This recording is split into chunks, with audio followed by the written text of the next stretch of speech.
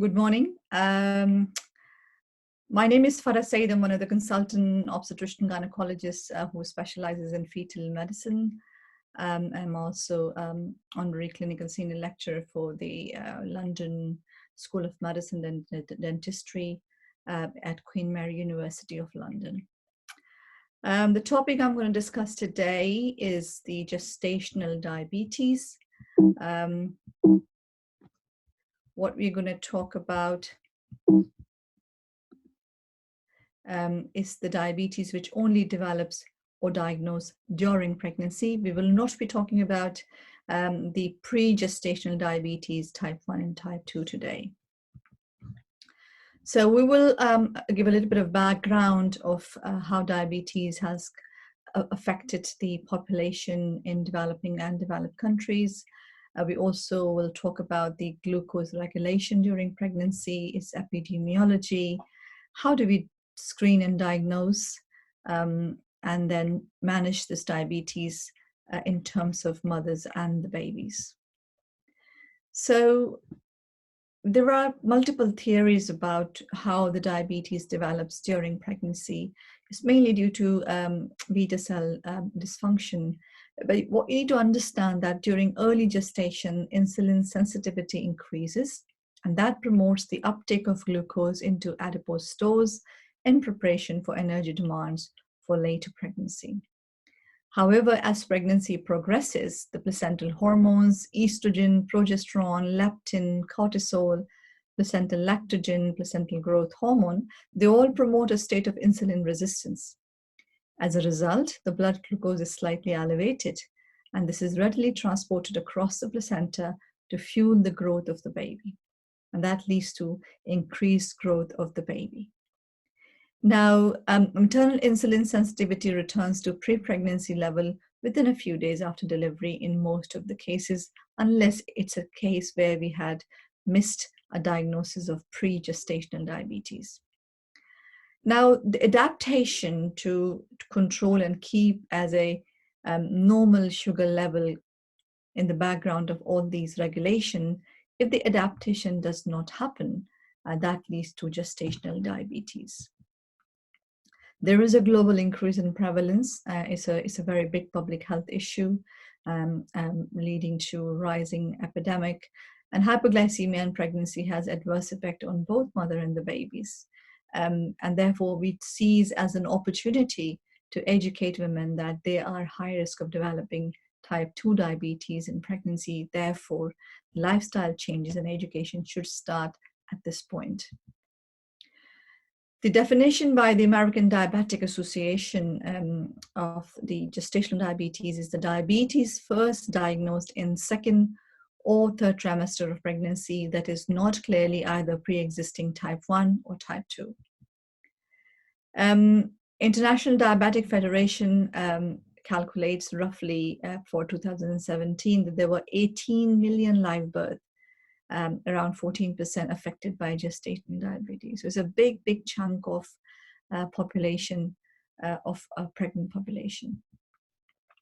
Now, there are some high risk of developing diabetes in any particular pregnant person. If you have a family history, especially first degree relative having diabetes, if your body mass index is more than 30, or you have excessive weight gain between pregnancy, in early adulthood, or in early pregnancy, that increases of your chance of having diabetes. Now, any age greater than 25, which is actually 90% of our population in developing countries, you would have a risk factor for diabetes.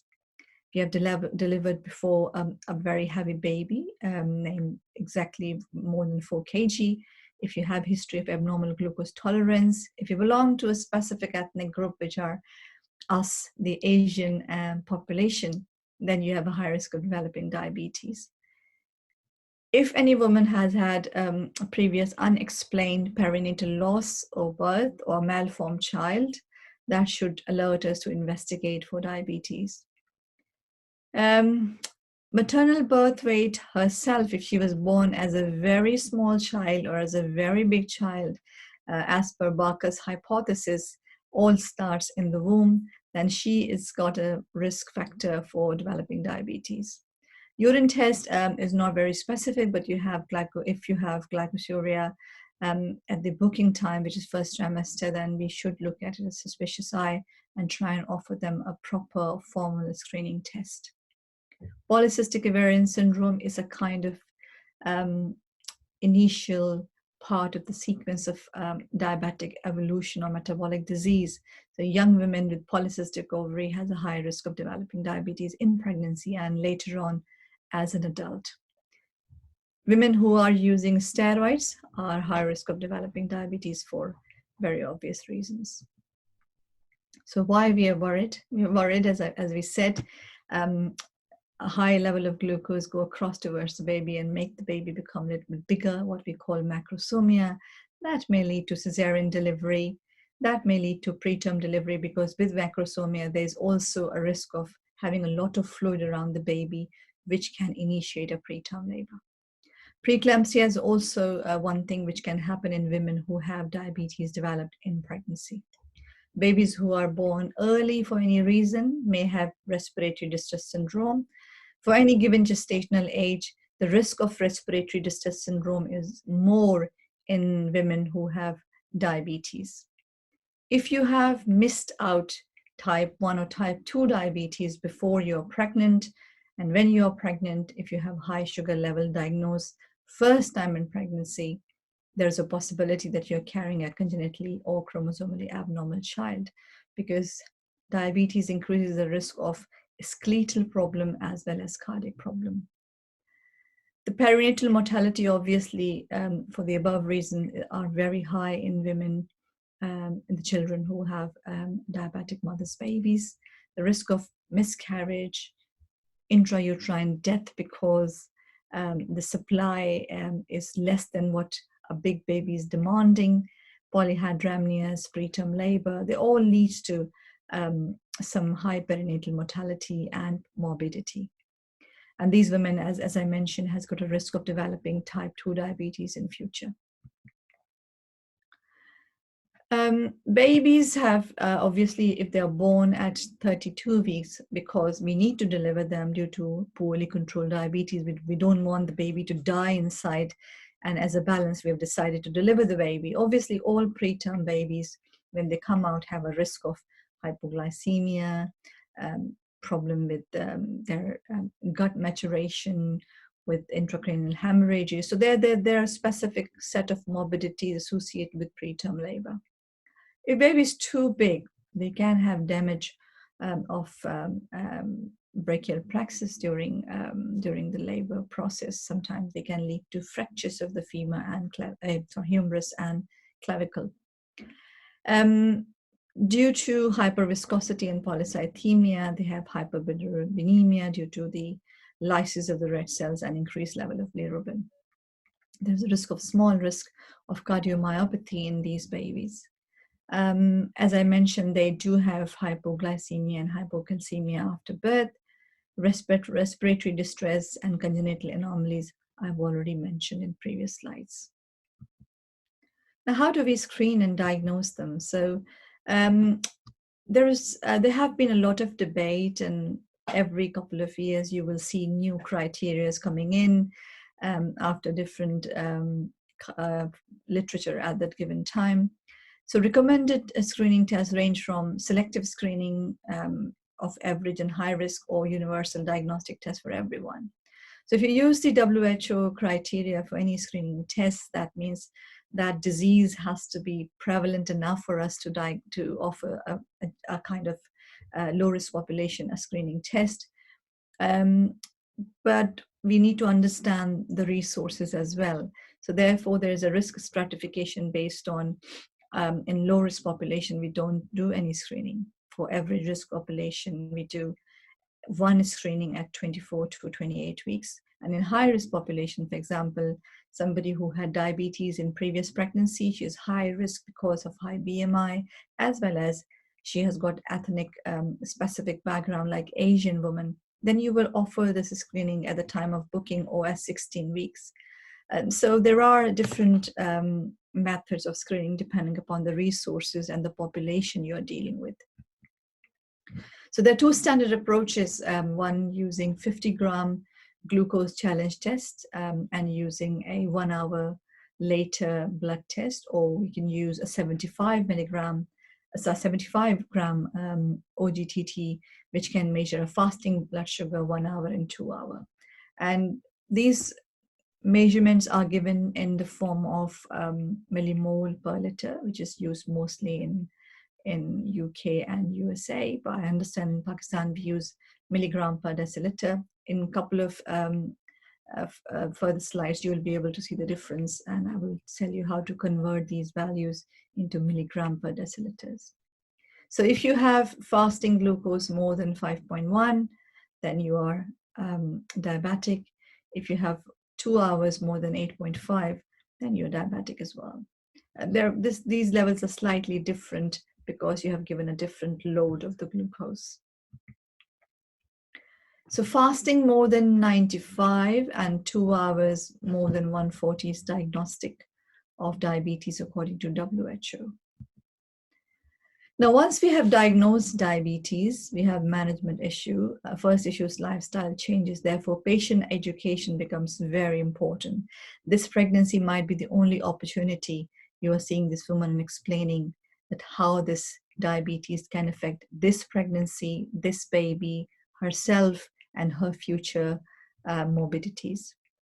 You have to refer them to a nutritionist to give them the right advice about their dietary plans. If the diet alone does not control their sugar to optimal levels, then we have to think about pharmacological therapy. And I'll come to that in a couple of slides. Once we have started the therapy, we have to use the glucose monitoring strategy. They are given monitors to take home and measure 1 fasting and 3 postprandial sugars in a day.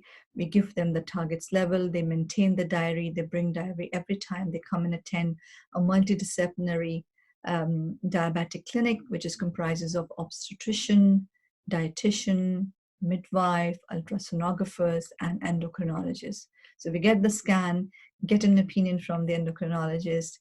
They're seen by dietitian, counseled by midwives, and seen by obstetrician to make a plan of delivery and further monitoring. As I mentioned about the monitoring, that means we need to monitor this baby as well, because we need to have an understanding that this diabetes is not affecting baby's health. And once we have reached the term, we have to plan a delivery. When we are educating the women, we need to know that there are specific range of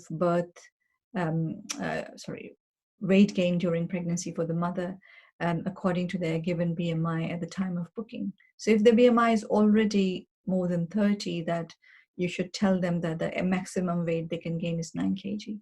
But if you have a BMI of less than 18.5, then they are allowed to have double the weight gain, which is 18 kg. When we are trying to give them the advice about what should they eat, the simple sugars like sugar itself, juices should be avoided, and complex carbohydrate like starches and vegetable, they increase the blood sugar quite slowly and maintain a very reasonable blood sugar level over a long period of time. They are the food of choice in terms of carbohydrates. But that should be only 30% of your calories, and rest of it of your food should comprise of protein of 20% and 40% of fat. We advise them to have 3 meals and 3 snacks. So breakfast should be only 10% of your total calories. And the reason is you have to maintain a postprandial euglycemia. So carbohydrate intake at breakfast is also limited because insulin resistance is greatest in the morning. So 30% at lunch, 30% at dinner, and 30% in 2 of the snacks you take around 11 o'clock, 2 hours after breakfast, and then in the afternoon at around 5 o'clock, at least a couple of hours after your lunch. So that's how you should distribute your intake of your meal and distribution of different components of your food in terms of carbohydrate, protein, and fat. As I mentioned, they should measure their capillary blood sugar 4 times a day, fasting, and 3 tests each 1 hour postprandial. The target levels we give them fasting is less than 95 and 1 hour postprandial less than 140. If the diet is unable to control their sugar level to an optimal level, then we can start oral hypoglycemic agent, namely metformin, which is the most commonly medication, as a second line of action before we start insulin. So we are at the moment regularly using metformin as a drug of choice during pregnancy. So maternal glucose level did not differ substantially between the women treated with insulin and with glucose lowering agent like metformin in the current literature. So therefore, this drug is apparently pretty safe to be used in pregnancy. However, insulin is available if women are not able to take metformin for any reason, then we can skip that metformin and go directly onto the insulin. There is no consistent evidence of an increase in adverse maternal neonatal outcome with glyburide, another medication, compared with the use of insulin. So we have a couple of choices to give oral hypoglycemic before we embark onto insulin use. So metformin is a category B drug. No adverse outcome after first trimester, quite safe. Second and third trimester, safe and effective, and no serious adverse effect when compared with insulin. The important surveillance for the baby is that the very first thing is that we need to date this pregnancy. And dating in pregnancy is ideally done within 14 weeks of gestation. Once we have go across 14 weeks, then we have to use other parameter like BPD, HC to measure and date the baby. In first trimester, we use CRL, crown rump length. That's the most reliable one. So dating of pregnancy is important. So women who have a high risk of diabetes in pregnancy should book early. They should have a dating scan because this date will decide the time of the expected date of delivery, and therefore we can use that threshold to deliver the baby either 2 weeks before, 3 weeks before the exact date of expected delivery. Then you have a baseline ultrasound for the fetal size, and a detailed anatomy survey is done at 18 to 20 weeks to exclude the major malformation. For a lady who have a high risk of diabetes, the risk of developing diabetes is higher if they have pre-existing diabetes. In gestational diabetes, is very unlikely that will cause a congenital malformation because by the time you develop diabetes, baby is already formed. Therefore, it's the growth of the baby which is a more of a problem rather than the development of the congenital malformation. However, the women who have pre-existing diabetes, they have a high risk of developing congenital malformation, most specifically skeletal and cardiac. We do have fetal echocardiography done formally by a cardiologist if they are type 1 and type 2. Then after 28 weeks, we need to monitor their growth every couple of weeks, depending upon their growth potential. So there is a Pedersen hypothesis that there is an increased risk of macrosomia in gestational diabetes due to increased insulin resistance, and higher amount of blood glucose passes through the placenta to fetal circulation, and that extra glucose is stored as body fat, causing macrosomia, which is also known as large for dates babies. This is a presentation of a large for date babies. You can see how much fat accumulated, and the bisacromial diameter is quite increased due to this deposition. Therefore, when the head is delivered, because of this diameter is higher than normal babies, shoulder may get stuck, and that's called shoulder dystocia. So the head is delivered, however, due to the increased bisacromial diameter, the shoulders are stuck behind this pubic symphysis. Then we have to do certain maneuvers to change the position of the baby and safely deliver. However, it's not free of risk. It can lead to the clavicle fracture, and if you do unnecessary or quite a lot of pull trying to deliver the baby. It just stretches the brachial plexus and causes different kind of injury, which could be permanent in a reasonable number of the babies after shoulder dystocia. So therefore, all these can be avoided if you have a very good control of diabetes and a very good monitoring of the baby using ultrasound scan for their growth. Despite of all good control, there's a small risk of intrauterine death while patients are trying to do everything possible. However, women who have poor control, who are not compliant with their medication, they're not compliant with their antenatal visit, the risk of IOD is obviously higher. We try and deliver them at 37 to 40 weeks, depending upon how we have controlled their sugars.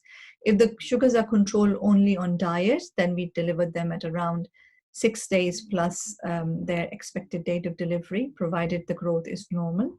If they are on metformin, we try and deliver them at 38, 39 weeks. If they are on insulin, we deliver them at 37 weeks. And this is our national guidance at NICE guideline in UK. Vaginal delivery is preferred method. There is no indication for doing a cesarean section if they are diabetic. We need to do only cesarean section for obstetric reason, for example, if they're breech, transfers, if they have placenta previous, or any other reasons. However, if the baby is more than 4.5 kg, to avoid having shoulder dystocia, one must offer an elective cesarean section to these mothers. In labor, we have to carry on monitoring the sugars every hour and try and keep patient on dextrose or saline until they are fed, and carry on giving insulin if the sugars are high on the hourly monitoring. The postpartum management is that you have to encourage breastfeeding, which reduces the chance of babies going into hypoglycemia. Obviously, these babies have a high risk of obesity and diabetes, and breastfeeding may help to avoid these complications in future. We must discuss contraception to them. A low dose estrogen progesterone can be used, and progesterone only pill shown to increase risk of type 2 diabetes. So you have to teach them that they have to go to their GPs or their local sexual health clinic or contraceptive clinics to get some advice. A contraceptive device like Mirena could be a very good choice for these women. And you should tell them they should come back and have an ideal body weight before they start another pregnancy, and use folic acid 3 months before they're planning a pregnancy.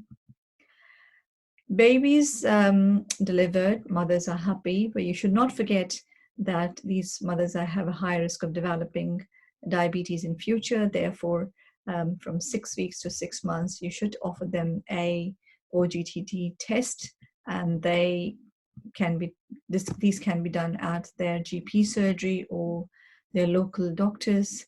If they're normal, you still tell them to maintain healthy eating behavior and regular exercise. If it's impaired, you have to actively tell them to maintain a regular exercise and healthy eating habits. You can also discuss a small dose of metformin to keep the sugars under control. But if they have established type 2 diabetes, you have to refer them to endocrinologists for their control of diabetes and to avoid complications related to the type 2 diabetic population. Now, future risks to mother and child are depending upon if they have waist circumference and BMI quite high. They're the strongest predictor. So high BMI lady with a high waist circumference has a strongest risk to develop diabetes in future. If they have developed diabetes quite early in pregnancy, that means probably they are either pre-diabetic or we have missed out a type 2 diabetes, therefore they are bound to develop type 2 diabetes after pregnancy is over. Any woman needing insulin for gestational diabetes is likely to develop diabetes in their future. Higher fasting sugars, higher blood sugars on OGTT, neonatal hypoglycemia, and recurrent GDM in every pregnancy tell a woman that you're going to develop diabetes in your 40s. Obviously, nutritional counseling, healthy eating habits, and prevention of excess weight gain can help not only to prevent the future type 2 diabetes, but also if they plan a pregnancy next time, there's a very high likelihood that if they start pregnancy with a very optimal body weight, they might skip gestational diabetes. And we have seen a lot of cases like these. So in conclusion, gestational diabetes is a common problem, obviously in Pakistan and all over the world. The risk stratification and screening is essential in all Pakistani pregnant women. Tight glycemic targets are required to have optimal maternal and fetal outcome. Patient education is very important. We need to spend some time to explain our worries in simple language. We have to convert all our scientific knowledge to as simple words as possible so they can understand that their health is at risk not only during pregnancy but after the pregnancy as well. And therefore the long-term follow-up is important for the mother and the baby. Thank you very much for your attention.